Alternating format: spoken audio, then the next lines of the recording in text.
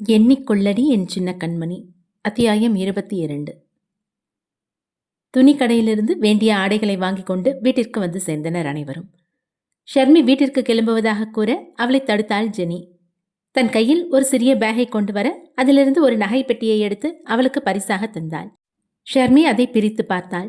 நகை மாளிகையில் ஜெனிஃபருக்கு என நினைத்து அவள் தேர்வு செய்த நகைதான் அது. என்ன என்கிட்ட கொடுக்குறீங்க? இது உங்களுக்காக வாங்கினது, அதனால தான் உங்களை செலக்ட் பண்ண சொன்னேன் என்றாள். தேங்க்யூ. புன்னகையுடன் அந்த பரிசை பெற்றுக்கொண்டாள். இவளின் நாடகத்தை நம்பி வருண் வருத்தமாக அமர்ந்திருந்தான். எப்படி அவ சரவணனை நேசிக்கலாம்? இத்தனை நாட்கள் இவ்வளோ நெருக்கமா அவங்க 2 பேரையும் பார்த்ததே இல்லையே, திடீர்னு என்ன? அன்னைக்கு குடிபோதையில சரவணன் உளறி கொட்டினானே. பிரகாஷ், சாண்டி, ராஜேஷ் 3 பேர்கிட்டையும் அவங்க போலீஸ்ல சரணடைஞ்சா வருணை கல்யாணம் பண்ணிக்கிறேன்னு வாக்களிச்சிருந்தாலாமே. என் விருப்பம் இருந்தால் தானே திருமணம் நடக்கும். ஒருவேளை என்கிட்ட விருப்பம் சம்பாதிக்க தான் இப்படிலாம் செய்கிறாளா? கண்டுபிடிக்கிறேன். ஒருவேளை பவித்ராவுக்கு உண்மையிலேயே என்ன பிடிக்கலையோ? கடவுளே, மண்டியை பிச்சுக்கலாம் போல இருக்கு. எல்லாத்துக்கும் இந்த சாண்டி தான் காரணம். அவன் தான் காதல் முதல்ல மோதல் ஆரம்பிக்கும், பூக்கும் காய்க்கும் பழுக்கும் டைலாக் அடிச்சு ஆரம்பிச்சு விட்டான். எங்க அவன்? சாண்டி தனக்கு எடுத்த ஆடியை தன் தாய் தந்தையிடம் காட்டிக் கொண்டிருந்தான். டேய் சாண்டி, இங்க வாடா. வருண் அழைத்ததும் எதிரே சென்றான். எல்லாம் உன்னால தான்டா என தலையில் கொட்டிவிட்டு சென்றான் வருண். அடப்பாவி, நான் என்னடா பண்ண? என்னடா ஆச்சு அவனுக்கு? கூப்பிட்டு தலையில கொட்டிட்டு போறான். விட்ரா, ஏதாவது மூட் அவுட்ல இருந்திருப்பான். அதை உங்ககிட்ட காட்டுறான். நல்லா இருக்கு ராஜேஷ். அது எப்படி உங்க 3 பேருக்கும் மூட் அவுட்டானா நான் தான் கிடைக்கிறேன்? வருண் ஆபீஸுக்கு சென்று தன் வேலைகளை அமைதியாக கவனித்து வந்தான். பிரதாப்பும் சற்று உடல் நலம் தேறி தொடர்ந்து ஆபீஸுக்கு வந்தான். இன்னும் 2 நாட்களில் திருமணம். பிரதாப்பும் அவனின் நண்பர்களும் வேண்டுமென்றே ஷர்மிக்கு ஏதேனும் ஒரு வேலையை கொடுத்து வருணின் கேபினுக்கு அனுப்பி வைத்தனர். சண்டையோ சமாதானமோ அடிக்கடி சந்தித்து கொண்டால் நிச்சயம் சரியாகிவிடும் என்ற நம்பிக்கையில் ஷர்மி வருணின் கேபின் வாசல் வரை சென்று விட்டாள். இவனுங்களை வச்சுக்கிட்டு முடியல, வேணும்னே ஏதாவது வேலை கொடுத்து வருணோட கேபினுக்கு அனுப்புற மாதிரியே தோணுது என புலம்பினாள். வருணின் கேபின் கதவை திறந்து உள்ளே வர அனுமதி கேட்டாள். அவளை பார்த்தவன் வா என அழைத்தான். அவனிடம் ஃபைலை நீட்டினாள். உட்காரு என்றான். இல்லை, கொஞ்ச நேரத்தில் கிளம்புறதானே, பரவாயில்ல. உட்காரு, நிறைய பேச வேண்டியிருக்கு. பேசணுமா என தனக்குள்ளே கூறிக்கொண்டு அமர்ந்தாள். நீ சரவணனை காதலிக்கிறியா? பார்வையை ஃபைலில் வைத்துக்கொண்டே இவளிடம் கேட்டான். என்னவன் ஸ்ட்ரெயிட்டா கேட்டானே. ஆமான்னு சொன்னா சரவணனோட வாழ்க்கைக்கு பிரச்சனை. ஏன் இப்படி கேட்குறீங்க? ஏன்னா சரவணனும் கனிகாவும் காதலிக்கிறாங்க. இந்த விஷயம் உனக்கு தெரியுமா என கேட்டான். ஒரு இரவிலேயே உண்மையை கண்டுபிடித்து விட்டான். இவனுக்கு எப்படி இந்த விஷயம் தெரிந்தது என பார்த்தாள். அவங்க 2 பேரும் காதலிக்கிறது உண்மைதான். ஆனால் ஒருத்தருக்கு ஒருத்தர் இன்னும் சொல்லிக்கல. நம்மளோட திருப்திக்காக தான் காதலை வாய் திறந்து சொல்லிக்கிறோமே தவிர கண்டிப்பாக அப்படி சொல்லி ஆகணும்னு அவசியம் இல்லை. மனசும் புரிஞ்சுக்கிட்டாலும் அதை ஏற்றுக்கக்கூடியதாக தான் இருக்கும். அச்சச்சோ, அப்போ 2 நாளாக நம்ம போட்ட பில்டப் எல்லாம் நாடகம்னு இவனுக்கு தெரிஞ்சிருக்குமே. அன்னைக்கு நைட்டு சரவணனுக்கு சமைச்சு கொடுக்க நீ அவன் வீட்டுக்கு போயிருந்தல்ல? ஆமாம், அவன் காரக்குழம்பு சாப்பிடணும் போல இருக்குன்னு சொன்னான். வீட்டுக்கு போய் சமைச்சு கொண்டு வந்து அவனுக்கு கொடுக்க டைம் ஆகிடும். அதான் நேரம் ஆஃபீஸ்லேருந்து போய் சமைச்சு கொடுத்தேன். இனிமே அப்படியெல்லாம் போவாத. ஏன் போகக்கூடாது? கனிகாவுக்கு சரவணனை கல்யாணம் பண்ணிக்க விருப்பம்னா சரவணன் என் வீட்டு மாப்பிள்ளை. என் வீட்டு மாப்பிள்ளைக்கு இன்னொரு பொண்ணு வந்து சமைச்சு கொடுக்கணும்னு அவசியம் இல்லை. உண்மையில் பவித்ரா சரவணனுக்கு சமைத்து கொடுப்பது பிடிக்காமல் தான் அவன் அப்படி கூறினான். அடேங்கப்பா, உங்கள் மாப்பிள்ளைய நீங்களே வச்சு கொஞ்சிக்கோங்க. இருங்கிருங்க, அப்படின்னா அவங்க கல்யாணத்துக்கு நீங்கள் சம்மதிக்கிறீங்களா? அவளின் முக பிரகாசம் இவனுக்கு பிடித்திருந்தது. ரசித்துக்கொண்டே ஃபைலை மூடினான். இவனின் பதிலுக்கு அவள் காத்திருந்தாள். தன் சேரை நகர்த்தி டேபிளை நெருங்கி அவள் முன் வந்தாள். ஆமா, சம்மதம். அப்படின்னா உங்களோட அப்பா அம்மா கிட்ட நீங்களே பேசி சம்மதம் வாங்கிக்குவீங்களா? ஆர்வமாக கேட்டாள். அப்பா கிட்ட பேசுவேன். அவங்க ஒன்றும் ஏன் அம்மா இல்லை, அவங்க கிட்டலாம் பேச முடியாது. ஆனால் கனிகாவோட அம்மா அவங்க தானே, அவங்க சம்மதமும் முக்கியம் இல்லை. வருண் எதுவும் பேசவில்லை. அப்படி என்ன கோவம் உங்களுக்கு அவங்க மேலே? அவன் மேலும் அமைதியானான். சரி, என்கிட்ட சொல்லக்கூடாதுன்னா ஓகே. அப்படிலாம் இல்லை. என் அம்மாவுக்கு அண்ணனை விட என் மேலே தான் ரொம்ப பாசம். வருண் தன் பழைய நினைவுகளை கூற ஆரம்பித்தான். ஒரு நாள் அம்மாவும் அப்பாவும் காரில் வெளியூர் கிளம்புனாங்க. நானும் அண்ணனும் அப்போ வீட்டில் தான் இருந்தோம். எங்கள் வீட்டுக்கு ஒரு ஃபோன் வந்துச்சு, அப்பாவும் அம்மாவும் போன கார் ஆக்சிடெண்ட் ஆயிடுச்சுன்னு. நானும் அண்ணனும் உடனே எங்களை அங்கே கூட்டிகிட்டு போங்கன்னு சொல்லி வீட்டு வேலைக்காரங்க கிட்ட அடம் பிடிச்சோம். வருண் தன் மனதில் இருப்பதை சொல்லிக் கொண்டிருக்கும் போதே அவனுக்கு தொண்டை வலித்தது. அழுகையை அடக்கி கொண்டு பேசினான். நாங்கள் அங்கே போய் பார்க்கும்போது அப்பா நடு ரோட்டில் உட்காந்து அழுதுட்டு இருந்தாரு. அம்மா ரோட்டில் படுத்துட்டு இருந்தாங்க. அதுவும் அவங்க மேலே ஒரு வெள்ளை துணி போத்திருந்தாங்க. அதுக்கப்புறம் ஆம்புலன்ஸ் வந்து அம்மாவை ஹாஸ்பிட்டல் கூட்டிட்டு போயிட்டாங்க. அம்மாவை பார்க்க விடல. கொஞ்ச நேரத்துல திரும்பி அம்மாவை வீட்டுக்கு கூட்டிட்டு வந்தாங்க. ஆனா என் அம்மா இறந்து போய் தான் வந்தாங்க. காலையில வீட்டை விட்டு கிளம்பும்போது தான் என் நெத்தில பாசமா முத்தம் கொடுத்துட்டு போனாங்க. வருண் அழ ஆரம்பித்து விட்டிருந்தான். அவனின் அழுகை சத்தம் மெல்ல கேட்டது. அவசரப்பட்டு இந்த விஷயத்தை பத்தி கேட்டுட்டோமோ என ஷர்மி வருந்தினாள். அருகில் இருந்த ஒரு டிஷ்யூவை எடுத்து தந்தாள் ஷர்மி. தன் கண்ணீரை துடைத்துக் கொண்டான். அதுக்கப்புறம் அம்மா இறந்து 3 மாசத்துலேயே அப்பா கனிகாவோட அம்மாவை கல்யாணம் பண்ணி கூட்டிட்டு வந்தாரு. ஏனோ தெரியல, எனக்கு அவங்கள பார்த்த முதல் பார்வையிலேயே பிடிக்கல. எல்லாரும் அப்பா எங்களுக்காக தான் 2வது கல்யாணம் பண்ணிக்கிட்டாங்கன்னு சொன்னாங்க. மதிமாறன் அண்ணா அவங்கள அம்மான்னு கூப்பிட ஆரம்பிச்சிட்டாரு. ஆனா எனக்கு அவங்க கிட்ட பேசக்கூட தோணல. ஒரு நாள் நானும் அப்பாவும் வெளியே போயிட்டு வீட்டுக்கு திரும்பி வரும்போது கனிகாவோட அம்மா வேற ஒருத்தங்க கூட நெருக்கமா இருந்ததை நான் பார்த்துட்டேன். என் கூட அப்பாவும் தான் இருந்தாரு. அதுக்கப்புறம் அவங்களுக்குள்ள நிறைய சண்டை வந்துச்சு. ஒரு கட்டத்துக்கு மேல கனிகாவோட அம்மா அப்பா காலில் விழுந்து மன்னிப்பு கேட்டாங்க. ஏற்கனவே எனக்கு அவங்க மேல விருப்பம் இல்லாம தான் இருந்தது. அவங்க செஞ்ச தப்பு என் கண்ணு முன்னாடியே இருந்தது. அவங்க முகத்தை பார்க்கும்போதெல்லாம் எனக்கு அதுதான் ஞாபகத்துக்கு வருது. என் அம்மாவோட இடத்துல இப்படி ஒரு அழுக்கான ஆள் இருக்கிறது எனக்கு பிடிக்கவே இல்லை. இதனாலேயே அவங்க கிட்ட நான் அதிகமா எதிர்த்து பேசுவேன். அவங்களுக்காக அப்பா என்ன ஒரு தடவை கை நீட்டி அடிச்சிட்டாரு. அப்போ வீட்டை விட்டு கிளம்பி வந்தேன். இது வரைக்கும் அந்த வீட்டுக்கு நான் போகல. போனாலும் ஒரே நாள்ல திரும்பி வந்துடுவேன். வருண் தலையை நிமிர்த்தாமல் டேபிளை பார்த்து குனிந்திருந்தான். அவன் கண்களில் நீர் வழிந்து கொண்டே இருந்தது. தன் தாய் இருந்திருந்தால் தனக்கு வேண்டியதை கவனித்திருப்பாரே என எத்தனை நாட்கள் வருந்தியிருந்தான். வருணின் வருத்தத்தைக் கண்டு சங்கடமாக இருந்தது பவித்ராவுக்கு. இதை பற்றி கேட்காமல் இருந்திருக்கலாம் போல் தோன்றியது. அவளின் கையருகே இருந்த வருணின் விரல்களை ஆதரவாக பற்றினாள். இட்ஸ் ஓகே வருண், கண்ணை தொடச்சுக்கோங்க. இந்த ஒரு வார்த்தை மட்டும் கூறி அவளின் கையை விலக்கிக் கொண்டாள். நிதானமாக பேசினாள். சரி, நான் கேபின் போறேன் என எழுந்தாள். மீண்டும் வருணை நோக்கி திரும்பினாள். எனக்கு என்னமோ நீங்க தான் விட்டு கொடுத்து போகணும்னு தோணுது. அவங்க கிட்ட நான் எதுக்கு விட்டு கொடுத்து போகணும்? தப்பு பண்ணது அவங்க தான். பார்க்கும்போதெல்லாம் எனக்கு அது தானே ஞாபகத்துக்கு வருது. உங்க நண்பர்கள் கூட தான் தப்பு பண்ணாங்க. அவங்கள காப்பாற்ற நீங்க முயற்சி எடுக்கலையா? அதுக்காக அவங்கள விட்டு விலகி போய் பேசாம இருக்கீங்களா என்ன? உங்களுக்குள்ள இருக்கிறதுக்கு பேர் அன்புனா உங்க அப்பா கனிகாவோட அம்மா மேல வச்சிருக்கிறதுக்கு பேரும் அன்பு தான். ஒரு கணவரா அவரே அதை மன்னிச்ச பிறகு நீங்க அடிக்கடி அதை ஞாபகப்படுத்தினா அவங்க உறவுக்கு மரியாதை இல்லை சொல்லிவிட்டு பவித்ரா அங்கிருந்து அகன்றாள். திருமணத்திற்கு மீதமிருந்த 2 நாட்களும் வேகமாக ஓடியது. அன்று திருமணம். மண்டபத்தில் சொந்தங்களுடன் விழா துவங்கியது. வருண் சற்று பரபரப்பாக தான் இருந்தான். சரவணன் திருமணத்திற்கு விருந்தாளியாக வந்திருந்தாலும் மொத்த மண்டபத்தையும் தனியாளாக பாதுகாக்கும் பொறுப்பை ஏற்றிருந்தான். மண்டபத்தில் திருமண வாத்தியங்கள் ஒலித்துக் கொண்டிருந்தது. பிரதாப்பின் திருமணத்திற்கு வந்த அவனின் நண்பர்கள் ஆனந்தமாக முன்னின்று வேலையை செய்து கொண்டிருந்தனர். பணம் வந்ததும் கான்ட்ராக்டர்கள் மூலம் வேலையை ஒதுக்கிவிட்டு ஓரமாக நிற்பதில் விருப்பமில்லை. பிரதாப்பின் திருமணத்தில் நாங்களே வேலைகளை செய்வோம் என அடம்பிடித்து கான்ட்ராக்டர்களை கேன்சல் செய்ய வைத்தனர். கல்யாண பொண்ணை அழைச்சிட்டு வாங்க. ஐயர் இந்த வார்த்தையை கூறியதும் நண்பர்கள் ஒருவருக்கொருவர் கூச்சலிட ஆரம்பித்தனர். டேய், முகூர்த்தத்துக்கு நேரம் வச்சுடா, தாலி கட்ட போறாங்க, வந்து பார்த்துட்டு போய் வேலையை கவனிக்கலாம் எல்லாம் வாங்க என ஒருவருக்கொருவர் செய்தியை பகிர்ந்து கொண்டனர். வருண், சாண்டி, ராஜேஷுடன் மற்ற நண்பர்களும் வேலைக்கு வந்து சேர்ந்தனர். ஜெனியின் முகம் யாரையோ தேடியது. என்னாச்சு ஜெனி, யாரை தேடுற?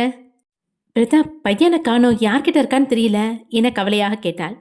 அருகில் இருந்த வருணிடம் விசாரித்தான் பிரதாப். வருண், குட்டி பையன் யார்கிட்ட இருக்கான்னு பாருடா, சீக்கிரம் கூட்டிட்டு வா. இதோ பார்க்குறேன்டா. வருணும் அங்கிருந்து நகர்ந்து நின்றவாறே ஆராய்ந்தான். யார் கையிலேனும் குழந்தை உள்ளானா என. மண்டபத்தின் மற்ற பகுதிகளுக்கும் சென்று தேடினான். குழந்தை இல்லாமல் வருண் அங்கும் இங்கும் தேடுவது மனவரையில் அமர்ந்திருந்த ஜெனிக்கும் பிரதாப்புக்கும் தெரிந்தது. என்னாச்சு என பிரதாப்பின் தாயும் விசாரித்தார்.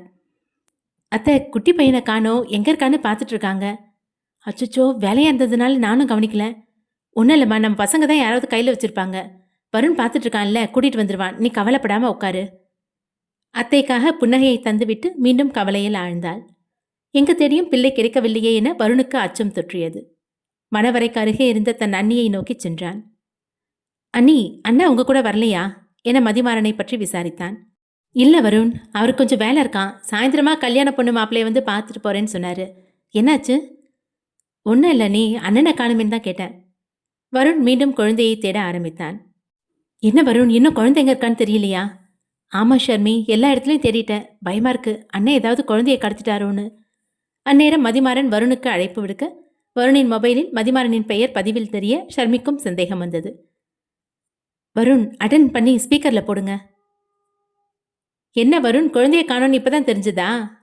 அண்ணா, குழந்தை உங்ககிட்ட தான் இருக்காண்ணா, குழந்தை விஷயத்துல விளையாடாதீங்க. டேய் வருண், என்னடா ஆச்சு? அங்க முகூர்த்த நேரம் முடிய போகுது. குழந்தை வராம தாலி கட்ட மாட்டேன்னு பிரதாப் சொல்றான். வருணின் நண்பன் ஒருவன் வந்து அந்த விஷயத்தை கூற ஸ்பீக்கரில் இருந்த மதிமாறனுக்கும் கேட்டது. குழந்தையோட வந்துட்டேன், போய் சொல்லு என அவனை அனுப்பி வைத்தான். அது எப்படி வருண் அவ்வளோ உறுதியா சொல்ற? குழந்தையோட வந்துருவேன்னு மதிமாறன் திமிராக கேட்டான். ஷர்மிக்கு வாய் திறந்து ஏதாவது பேச வேண்டும் போல் தோன்றியது. ஆனால் தான் பேசினால் தன்னை பற்றிய உண்மை மதிமாறனுக்கு தெரிந்துவிடும் என அமைதி காத்தாள். பிரதாப் சொல்றத பார்த்தா குழந்தை வரலன்னா தாலி கட்ட மாட்டான் போலயே. நான் இப்போ உங்களுக்கு என்ன வேணும்? பரவாயில்லையே, நேரா விஷயத்துக்கு வந்துட்ட. முதல்ல சொல்லுங்க. நீ நம்ம வீட்டுக்கு வந்துடணும். நான் சொல்றதை கேட்டு நடக்கணும். இனிமே உன் நண்பர்களை பார்க்கவோ பேசவோ கூடாது. மதிமாறன் கூறிய விதிமுறை வருணின் இதயத்திற்கு கனமானதாக இருந்தது. அது மட்டும் இல்ல, நான் பார்த்து ஓகே சொல்ற பொண்ணை கல்யாணம் பண்ணிக்கணும். மதிமாறன் இதை கூறியதும் வருணை பார்த்தாள் ஷர்மி. அவன் என்ன பதில் கூறுவான் என்று. வருணும் ஷர்மியை தான் பார்த்தான். வருணுக்கு வேறு வழி இல்லை. இப்போது திருமணம் நடந்தாக வேண்டும். அதற்கு குழந்தை வர வேண்டும். மனதை திடமாக்கிக் கொண்டான். நீங்க சொல்றதை நான் கேட்குறேன். கல்யாணம் முடியட்டும், நாளைக்கு அங்கே வந்துடுறேன். இன்னொரு முறை குழந்தை மேலே கை வைக்காதீங்க. மறுபடியும் நானா உனக்கு கால் பண்ண மாட்டேன். நாளைக்குள்ள நீ வீட்டுக்கு வந்து சேரணும். குழந்தை மண்டபத்து வாசல்ல இருக்கான் என கூறிவிட்டு காலை கட் செய்து விட்டான். வருண் வேகமாக ஓடினான். மண்டபத்தின் வாயிற்கதவை தாண்டி பரபரப்பாக தேடினான். குழந்தை ரோட்டோரம் நின்று அழுது கொண்டிருந்தான். கண்ணா, அழாதுடா, ஒன்றும் இல்லை, மாமா வந்துட்டல்ல. குழந்தையின் கண்ணீரை துடைத்து விட்டு தூக்கி கொண்டான். வருண், நேரமாச்சு, சீக்கிரம் உள்ள கூட்டிட்டு போகலாம். முகூர்த்த நேரம் முடிஞ்சிட போகுது. குழந்தையை தூக்கி கொண்டு வருணும் ஷர்மியும் மணவரை நோக்கி வேகமாக சென்றனர். முகூர்த்த நேரம் முடிய போகுது ஐயர் சொல்ல, டேய் அதான் குழந்தை வருண் கையில் இருக்கான்ல, தாலியை கட்டுடா என அவனின் நண்பர்கள் திட்டினர். ஜெனியும் கண்ணசைத்து கட்டுமாறு கூறினாள். மணவரை ஏறி வந்ததும் வருணுக்கும் ஷர்மிக்கும் கையில் அச்சதை தர அவர்கள் மணமக்கள் மேல் தூவினர். வரும் வழியிலேயே வருண் இந்த விஷயத்தை பற்றி எவரிடமும் கூற வேண்டாம் என ஷர்மியிடம் கூறினான். அவன் அண்ணன் போட்ட கண்டிஷனுக்கு வருண் ஒப்புக்கொண்டது ஷர்மிக்கு வினோதமாக இருந்தது. இது எப்படி சாத்தியம்? திருமணம் எந்த தடங்களும் இல்லாமல் மகிழ்ச்சியாக முடிந்தது. வந்த உறவினர்கள் ஏற்கனவே ஒரு குழந்தைக்கு தாயான பெண்ணை ஏன் பிரதாப்பிற்கு மனம் முடித்தாய் என கேட்டுக்கொண்டிருந்தனர். ஒவ்வொருவருக்கும் பொறுமையாக பதிலளித்தார் பிரதாப்பின் தாய். தன் மகனின் விருப்பம்தான் முக்கியம் என. அதன் பிறகு நண்பர்களும் உறவினர்களும் கூடி அமர்ந்து வெகு நேரம் பேசி மகிழ்ச்சியாக கழிந்தது. மணப்பெண்ணும் மணமகனும் இல்லத்திற்கு அழைத்துச் செல்லப்பட்டனர். பிரதாப்பையும் ஜெனியையும் வீட்டு வாசலில் நிற்க வைத்து ஆரத்தி எடுத்து திருஷ்டி கழித்தனர். என்ன சொல்ற ஷம்மி, குழந்தையை கடத்தினாங்களா? ஆமா சரவணா. நான் சரியா கவனிக்கலான்னு நினைக்கிறேன் என வருத்தப்பட்டான். டேய், நீ ஒரு ஆள் மண்டபத்தில் எத்தனை இடத்த கவனிக்க முடியும்? அசந்த நேரமாக பார்த்து தூக்கிட்டாங்க போல. அப்படின்னா வருண் நாளைக்கு அவங்களோட வீட்டுக்கு போயிடுவானா? அது எப்படி?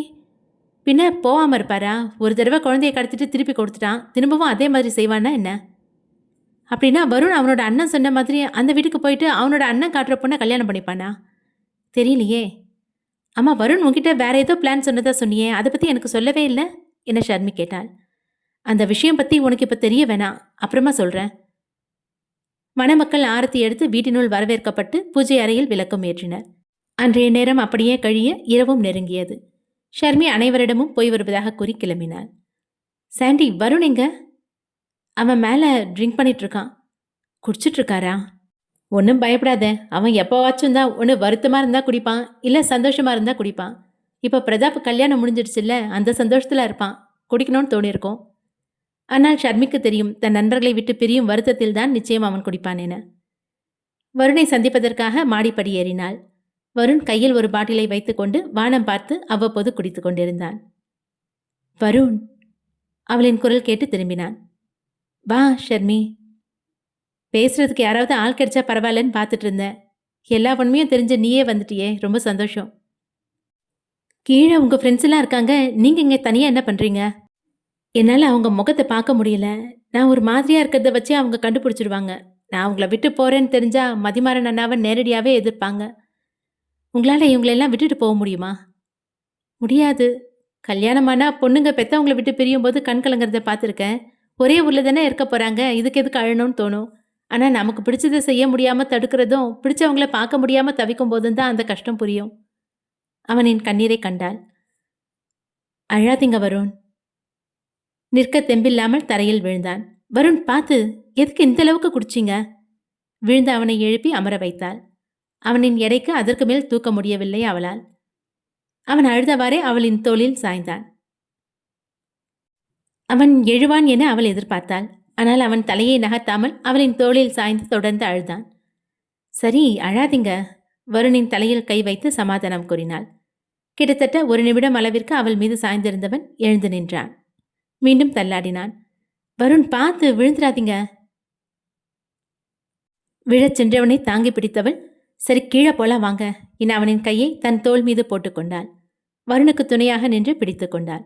படி இறங்கி கீழே சென்று விடலாம் என வருணை பிடித்து கொண்டாள். நடக்கும்பொழுது வருண் பாதை மாறி தள்ளாடி நடந்தான். வருண், கொஞ்சம் நேரா நடங்க, உங்க கூட சேர்ந்து நானும் விழுந்துருவேன் போல இருக்கு. வருணின் கைகள் நழுவி அவளின் இடையை தொட்டது. அவளுக்கு சட்டென்று மூச்சு நின்றது போல் ஒரு உணர்வு வந்தது. வருண், என் இடுப்புல இருந்து உங்க கையை எடுங்க, என்னால் நடக்க முடியல. நோ ப்ராப்ளம், உன் கை கூட என் இடுப்புல தான் இருக்கு, அதனால என்ன, வா போலாம் என அவளையும் சேர்த்து இழுத்து நடந்தான். புடவை அணிந்திருந்ததால் அவன் கையின் தொடு உணர்வு இடையில் முழுமையாக இருந்தது. வருண் போதையில் ஆடினான்.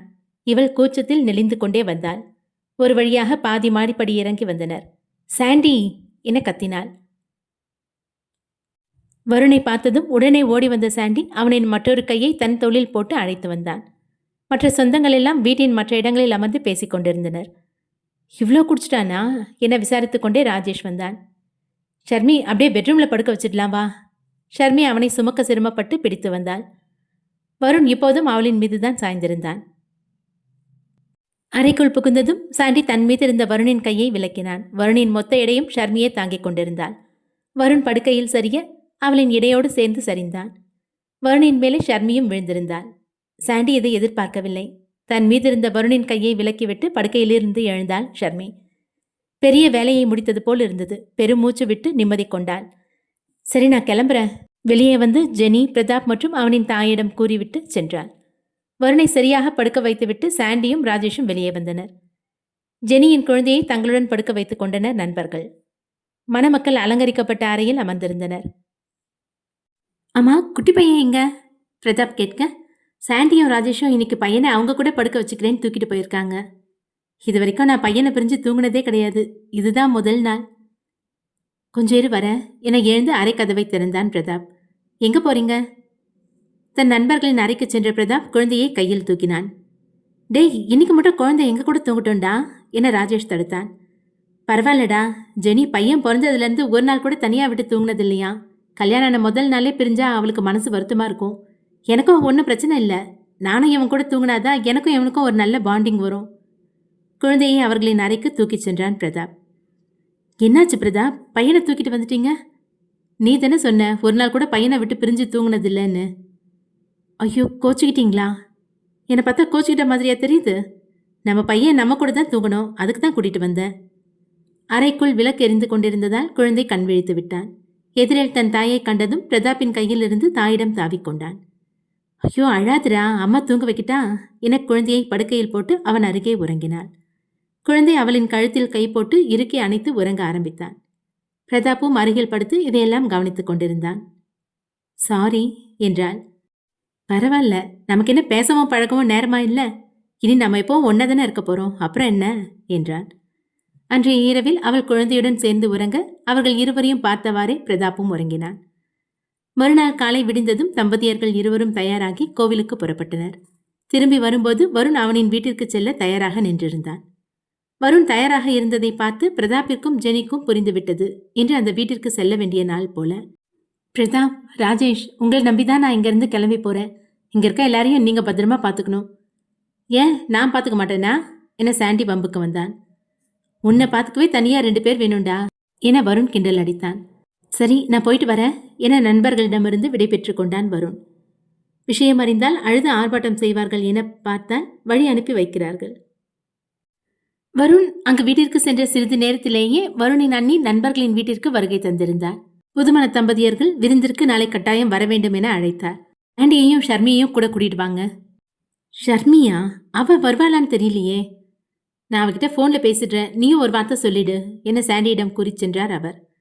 சாண்டியிடம் கூறிய கையோடு ஷர்மிக்கு அழைத்து விருந்திற்கு அழைப்பு விடுத்தார் வருணின் அண்ணி. ஏற்கனவே கனிகாவும் நேரில் வந்து விருந்திற்கு அழைத்து சென்றிருந்தார். வருண் காலையிலேயே அந்த வீட்டிற்கு சென்ற விஷயத்தை ஷர்மி அறிந்திருந்தாள். உண்மையில் இவர்கள் திட்டம்தான் என்ன? எப்படி வருணை அந்த வீட்டிற்கு அனுப்ப நண்பர்கள் எந்த மறுப்பும் கூறாமல் இருந்தனர்?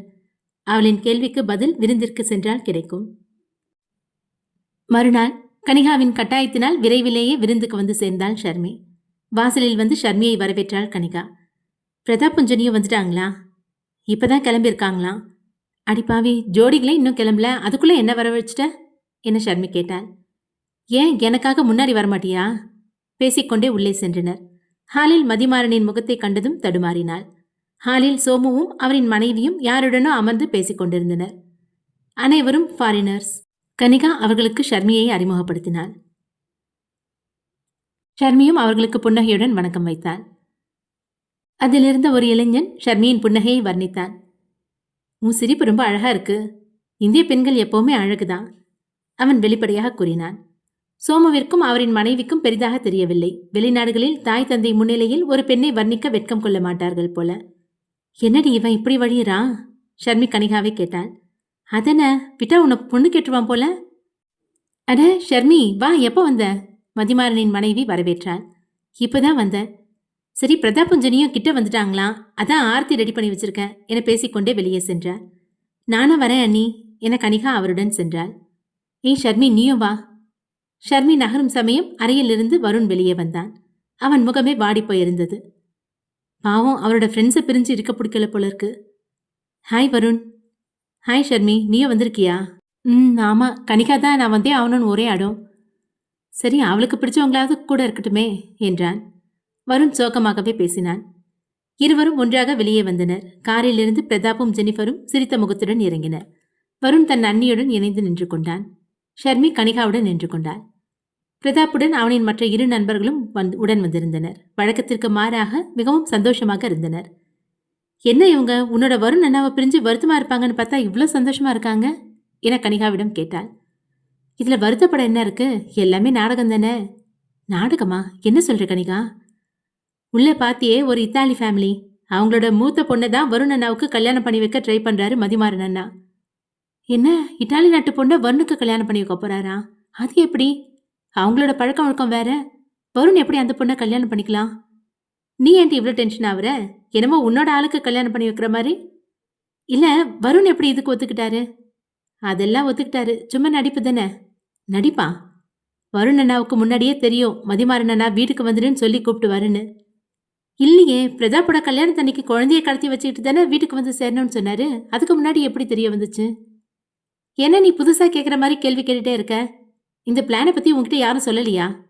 ஷர்மி கனிகாவை தனியாக அழைத்து சென்றாள். என்னடி பிளான், என்கிட்ட சொல்லு முதல்ல.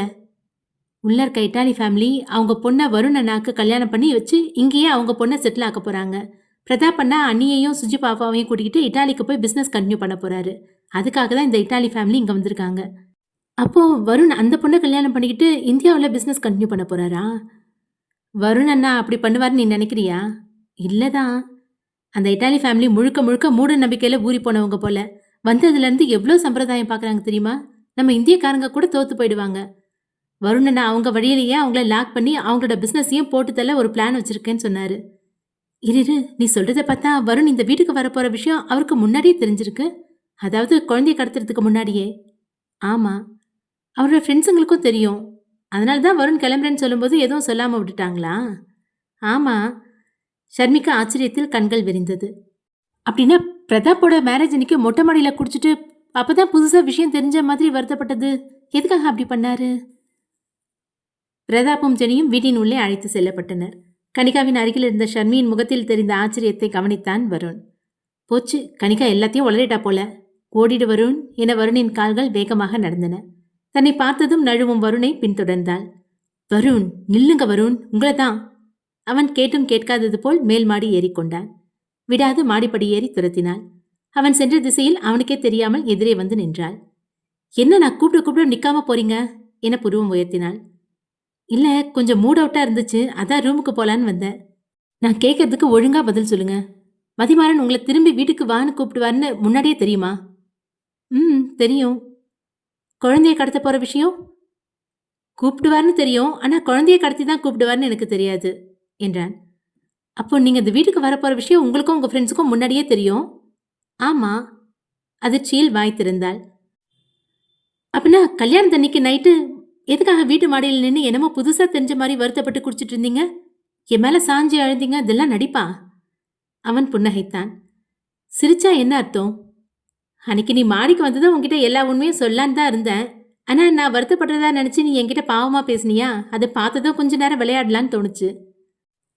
அப்போ குடிபோதையில என் மேல விழுந்து அழுதது, நடக்கும்போது என் இடுப்புல கை வச்சது, இதெல்லாம் தெரிஞ்சுதான் பண்ணீங்களா? இதுக்கே இவ்வளோ ஷாக்கானா எப்படி? அன்னைக்கு நான் குடிக்கவே இல்ல. ஆக்சுவலா நான் கையில வச்சிருந்தது ஆப்பிள் ஜூஸ், ஆல்கஹால் இல்ல. அதுவும் பொய்யா? எதுக்கு அப்படி பண்ணீங்க? அவன் தன் சிரிப்பை குறைக்காமல் அப்படியே பேசினான். அன்னைக்கு புடவையில நீ ரொம்ப அழகா இருந்த. உன்னை என் பக்கத்துல நிறுத்தி வச்சு பார்க்கணும்னு ஆசையா இருந்துச்சு. அதான் அப்படி பண்ணேன் என கண்ணடித்தான். இங்க பாருங்க வருண், என்கிட்ட இப்படியெல்லாம் நடந்துக்காதீங்க. கேட்க ஆள் இல்லைன்னு நினைக்கிறீங்களா? இன்னொரு முறை இந்த மாதிரி நடந்துக்கிட்டீங்க. விரல் நீட்டி மிரட்டினாள். என்ன பண்ணுவ என இவன் தன் புருவத்தை உயர்த்தி கேட்டான். என்னை பத்தி தெரியாது, என் அப்பா கிட்ட சொன்னேன்னு வச்சுங்க, அவர் உங்களை சும்மா விட. அவள் பேசிய வார்த்தையின் அர்த்தம் புரிந்து பாதையிலேயே நிறுத்தினாள். அவளின் முகம் நொடியில் வாடியது.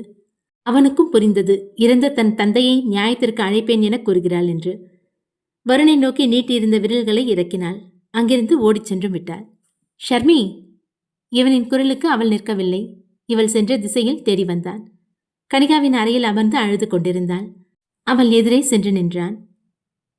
இந்த மாதிரி நடந்துக்கிட்டா என்ன பண்ணுவேன்னு கேட்டீங்கல்ல? என்னால எதுவும் பண்ண முடியாது. ஏன்னா எனக்கு ஒண்ணுன்னா கேட்க யாரும் கிடையாது. என் அப்பா எப்பவோ செத்து போயிட்டாரு. நீங்க மட்டும் இல்ல, இந்த ஊர்ல நிறைய பசங்க இதே மாதிரி தான் என்கிட்ட நடந்துக்கிட்டாங்க. ஷர்மி ப்ளீஸ், அவங்கள ஒருத்தனா என்ன நினைச்சிடாத. நான் சும்மா விளையாட்டுக்கு தான் அப்படி பண்ணேன். ஐம் சாரி, இனிமே நான் அப்படி நடந்துக்க மாட்டேன். வருணை நிமிர்ந்து பார்த்தாள். அவன் உண்மையில் மனம் வருந்தி மன்னிப்பு கேட்பதாக தெரிந்தது. கண்களை துடைத்துக் கொண்டு எதுவும் கூறாமல் அங்கிருந்து சென்றாள். ஷர்மி ஷர்மி நில்லு, நான் தான் சாரி கேட்கிறேன்ல. அவன் பின்னாடி கெஞ்சி கொண்டே வந்தான். அவள் கண்ணீரை துடைத்துக் கொண்டு முன்னோக்கி செல்ல எதிரே கனிகாவும் வந்தாள். என்னாச்சு, நீ அழறியா என்ன? வருணன் அவன் பின்னாடி கெஞ்சிக்கிட்டே வராரு. நான் கெஞ்சிறனா? அப்படிலாம் ஒன்றும் இல்லையே என்றான் வருண். ஷர்மி அவனை முறைத்தாள். ஷர்மி, எதுக்கு என் அண்ணனை முறைக்கிற? என் அண்ணன் கிட்ட ஏதாவது வம்பு பண்றியா? உன் அண்ணன் தாண்டி என்கிட்ட வம்பு பண்ணாரு. என்ன பண்ணாரு தெரியுமா? கனிகாவின் பின்னால் இருந்த வருண் ப்ளீஸ் சொல்லாத என சைகை காட்டினான். இவன் செய்ததை கூறி அண்ணன் தங்கைக்கு நடுவே சங்கடத்தை உண்டாக்க வேண்டாம் என பேசாமல் விட்டாள். சொல்லு, என்ன பண்ணாரு? அதை உன் அண்ணன்கிட்டயே கேட்டுக்கோ. என்னாச்சுன்னா ஏன் அவ கோவமா போறா? ஒன்னும் இல்ல கனிகா, சும்மா பேசிட்டு இருந்தோம், அவ்வளவுதான். வா நம்ம கீழே போலாம். அண்ணா, உங்களை கூப்பிட்டுதான் நானும் மேல வந்தேன். விஷயம் தெரியுமா? இன்னைக்கு உங்களுக்கு நிச்சயதார்த்தமா? இன்னைக்கேவா? எதுவும் சொல்லலையே. எனக்கும் இப்பதான் தெரியும். கீழே வர சொன்னாங்க, வாங்க. அருண் இறங்கி வரும் நேரம் மதிமாறனின் தந்தையும் இதே கேள்வியை தான் கேட்டுக்கொண்டிருந்தார். என்னடா சொல்ற? இப்பவே எப்படி நிச்சயதார்த்தம் வைக்கிறது? நம்ம சொந்தக்காரங்க யாருக்கும் சொல்லவே இல்லை. அவங்க சைட்லயே எந்த சொந்தக்காரங்களும் வரல. அப்பா, இது சும்மா ஃபார்மாலிட்டிக்கு தான், அவங்களோட திருப்திக்காக வைக்கிறது. நம்மளோட நிச்சயதார்த்தத்தை நம்ம ஒரு வாரம் கழிச்சு பெருசா வச்சுக்கலாம் என தன் தந்தையை சமாளித்தான். டேபிளில் நிச்சயதார்த்த மோதிரத்தை இத்தாலி குடும்பத்தை சேர்ந்தவர்கள் எடுத்து வைத்தனர். மதிமாரா, என்ன இது? மோதிரம் பார்க்க மனுஷ பல்ல மாதிரியே இருக்கு. ஆமாப்பா, இது அவங்க குடும்ப வழக்கம். என்னடா அதெல்லாம் போட்டுக்கிட்டா பார்க்க காட்டுவாசி மாதிரி இருக்காது? நானும் அதான் கேட்டேன் அண்ணன்கிட்ட, நாம என்ன காட்டுவாசியான்னு. வருண் அண்ணனை எதிர்த்து பேசியதை மதிமாறன் முறைத்து பார்த்தான். அவன் மேற்கொண்டு எதுவும் பேசாமல் அமைதியானான். ஏண்டா, விருந்து கூப்பிட்ட புது பொண்ணு மாப்பிள்ள வந்திருக்காங்க, அவங்கள கவனிக்காம இப்பவே நிச்சயதார்த்தம் வைக்கணும்னு சொல்ற என சோமு கேட்டார். அப்பா, அதனால என்ன இருக்கு? அவனோட நண்பர்களும் இந்த விசேஷத்துல கலந்துக்கிட்டு தான் இருக்கட்டுமே. கல்யாண பெண் கையில் மோதிரம் எடுத்து வருணை நெருங்கி வந்தாள். அவளுக்கும் வருணை பிடித்திருந்தது. மோதிரம் அணிய விரலை நீட்டுமாறு கூறினாள். நிச்சயத்திற்குள் நினைத்ததை சாதிக்கலாம் எனதானே இங்கு வந்தோம், அதற்குள் நிச்சயதார்த்தம் வைத்து விட்டானே அண்ணன் என பாவமாக நின்றிருந்தான். கல்யாணத்தையாவது சொல்லிவிட்டு செய்வானா என தெரியவில்லை. வருண் அவனின் விரலை நீட்ட இட்டாலி மணப்பெண் மோதிரத்தை போட்டுவிட்டாள். வருண் இப்போது அவன் கையில் இருந்த மோதிரத்தை அவளுக்கு அணிவிக்க முயன்றான். தன் அருகே இருந்த ஷர்மியை பார்த்தான். அவளுக்கு ஏனோ போல் இருந்தது. ஏன் வருண் இந்நேரம் தன்னை பார்க்க வேண்டும் என. வருணின் மீது சிறு விருப்பம் இருப்பது உண்மைதான். ஆனால் அவனை மணந்து கொள்ள ஆசையில்லை. அதனால் இந்த விஷயத்தை பெரிதாக எடுத்துக்கொள்ளக்கூடாது என தனக்குத்தானே சமாதானம் செய்து கொண்டாள். தனது கையில் இருந்த பல் மோதிரத்தை அந்த பெண்ணிற்கு அணிவித்தான். வருண் அந்த மோதிரத்தை பார்த்தான். என்னடா வழக்கம் இது? இப்படிலாம் கூடவா இருப்பாங்க? தன் மனதுக்குள்ளேயே கூறிக்கொண்டான். மோதிரம் மாற்றி முடித்ததும் இத்தாலிய குடும்பத்தவர்கள் கையை தட்டி ஆனந்தத்தை வெளிப்படுத்தினர். டே, நிச்சயதார்த்தம் முடிஞ்சா கைத்தட்டுவாங்க போலடா, நாமும் தட்டலாம் என சாண்டி கூறியதும் அவனின் மற்ற நண்பர்களும் கிண்டலாக கைத்தட்டினர். அந்த இடம் விட்டு நகர்ந்த வருண் அவனின் அறைக்கு சென்று கையில் இருந்த மோதிரத்தை கழட்டி படுக்கையில் வீசினான். வருண் செய்த காரியத்தை அவனின் நண்பர்களும் கவனித்தனர். டேய், அதுக்குள்ள ஏன்டா கழட்டி வீசுற? இன்னும் நாடகம் முடிகிற வரைக்கும் இந்த மோதிரம் தேவைதானே? சாண்டி மீண்டும் எடுத்து அந்த மோதிரத்தை வருணின் விரலில் மாட்டிவிட்டான். இதை பார்த்தாலே எனக்கு எரிச்சலா இருக்குடா இதெல்லாம் ஒரு நகை எப்படி போட்டுக்கிறாங்க இவங்க? சரிடா, கொஞ்ச நாளைக்கு தானே, போட்டுக்கோ. உன்னோட பிளான் என்னன்னு சொல்லு. இவங்க எப்பவும் சம்பிரதாயம் பார்த்துட்டே இருக்காங்க. நல்ல சகுனம் கெட்ட சகுனம் இந்த விஷயத்துல அதிகமா கவனம் செலுத்துறாங்க. நாம எப்படியாவது மறைமுகமா இவங்களுக்கு பயத்தை காட்டினா அபசகனமா நினைப்பாங்கல்ல. மறைமுகமா பயத்தை காட்டுறதா? எப்படி? இவங்க எங்க வீட்டுக்கு வந்ததுமே வீட்டுல இருக்க எல்லா அறைகளையும் சுத்தி பார்த்தாங்க. அப்போ கனிகாவும் பவித்ராவும் எடுத்துக்கிட்ட போட்டோல கூட இருக்க பொண்ணு இறந்துட்டதா கனிகா அந்த இட்டாலி பொண்ணு கிட்ட சொல்லியிருக்கா. இல்லாத பவித்ராவோட முகம் அவங்க கண்ணு முன்னாடி தெரிஞ்சா நிச்சயம் பயப்படுவாங்கல்ல. வருணின் ஐடியா சரியான யோசனையாக தான் இருந்தது. சரிடா, அவங்க பயப்படுவாங்க தான். ஆனா அதனால உன்னோட கல்யாணம் எப்படி நிற்கும்? அது மட்டும் இல்லாம நம்மளோட நோக்கமே இந்த நகை தயாரிக்கிறத நிறுத்துறது தான். அதெல்லாம் யோசிக்காம நான் பிளான் போடுவேனா? இந்த நகையை அணிய ஆரம்பிச்சதுலேருந்து தான் கெட்ட நினைவுகளா வருதுன்னு ஒரு கிசு கிசு கிளப்பி விடுவோம் என வருண் பேச, அப்போது கதவு திறக்கப்பட்டது. அந்த இத்தாலிய பெண் தான் நின்றிருந்தாள். பேசிய அனைத்தையும் கேட்டும் விட்டாள். நண்பர்கள் ஒருவருக்கொருவர் இடி விழுந்ததை போல் பார்த்து கொண்டனர். அத்தனை திட்டமும் வீணாகப் போகிறதா என. என்ன மன்னிச்சிருங்க, நீங்க ரூமுக்குள்ள இருந்ததை நான் கவனிக்கல. கதவை திறந்த அந்த இத்தாலிய பெண் மன்னிப்பு கேட்டாள். இட்ஸ் ஓகே என்றான் வருண். அந்த பெண் அங்கிருந்து சென்று விட்டாள். நல்ல வேலைடா, அந்த பொண்ணுக்கு தமிழ் தெரியல. ஒருவேளை தெரிஞ்சிருந்தா நம்ம திட்டமே வீணா போயிருக்கோம். சற்று நேரத்தில் பிரதாப்பிற்கும் ஜெனிக்கும் விருந்து தயாரானது. ஷர்மி கனிகாவின் அருகே அமர, ஷர்மிக்கு எதிரே வருண் அமர்ந்தான். சைவ உணவுகள் பரிமாறப்பட்டது. என்ன நீ விருந்துன்னு சொன்னீங்க, ஒரே சைவ ராஜ்யமா இருக்கு? பிரதாப் தான் சொன்னா, அவனோட ஒய்ஃப் ஜெனிஃபர் வெஜிடேரியன்னு, அதனால சைவமா சமைச்சா பரவாயில்லன்னு சொல்லி அனுப்புனாரு. ஜெனி பிரதாப்பை பார்த்தாள். எனக்காக எதுக்கு அவங்க கிட்ட இதெல்லாம் சமைக்க சொல்லி சிரமம் கொடுத்தீங்க என கேட்டாள். இதுல தப்பு என்ன இருக்கு ஜெனி? விருந்து தயார் பண்றது உங்களுக்காக தான். உங்க 2 பேருக்கும் என்ன பிடிக்குமோ அதுதானே தயார் செய்யணும். பரிமாறப்பட்ட உணவில் சைவ கொத்து பரோட்டாவும் இருந்தது. வருண் பவித்ராவிற்கு இது பிடிக்கும் என தன் சமையல் ஆளிடம் கூறி கட்டாயம் தயார் செய்ய சொல்லியிருந்தான். கனிகாவின் தாய்க்கு அந்த கொத்து பரோட்டாவை பரிமாறச் சென்றான் வீட்டு வேலையாள். இரு என்ன சாப்பாடு இது? ரோட்டு கடை சாப்பாடுலாம் வீட்டில் சமைச்சு வச்சிருக்கீங்க? யார் செய்ய சொன்னா? ஷர்மி ஏற்கனவே அந்த உணவை தான் விருப்பப்பட்டு உண்டு கொண்டிருந்தாள். கனிகாவின் தாய் பேசியது கேட்டு உண்பதை நிறுத்தி சங்கடத்துடன் அமர்ந்திருந்தாள் ஷர்மி. அண்ணா, எனக்கு அதை பரிமாறுங்க என கட்டளையிட்டான் வருண்.